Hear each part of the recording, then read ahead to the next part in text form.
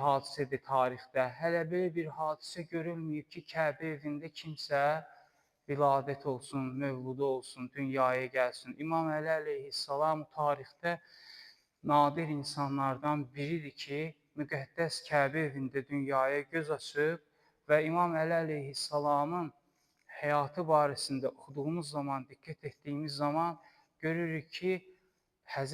Peyğəmbər sallallahu əleyhi və alihi və səlləmin yanında bir çox səhabələr olub.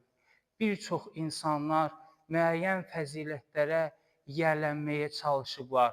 Amma İmam Əli əleyhissalam bu həmin fəzilətləri ilahi tövfiqatla, yəni ilahi lütflərlə əldə etmişdi Allah Taala tərəfindən. O cümlədən qeyd etmək istəyirəm, İmam Əli əleyhissalamın atası Əbu Talib Peyğəmbərimizin əmsidir. Düzdür, tarixdə Əbu Talibin adına Əməvilər dövründə, yəni Bəni Üməyyə zamanında müəyyən iftiralar yaxmışlar. Amma Əbu Talibin Peyğəmbəri müdafiə etməsi böyük bir tarixi hadisədir.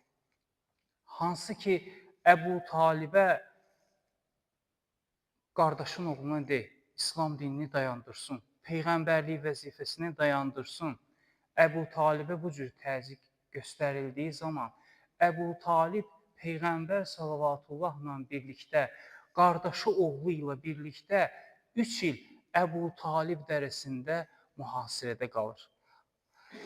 Düzdür, imanını aşkar şəkildə zahir etməsə də, əməlləri onun iman gətirmiş şəxsin əməllərini göstərir.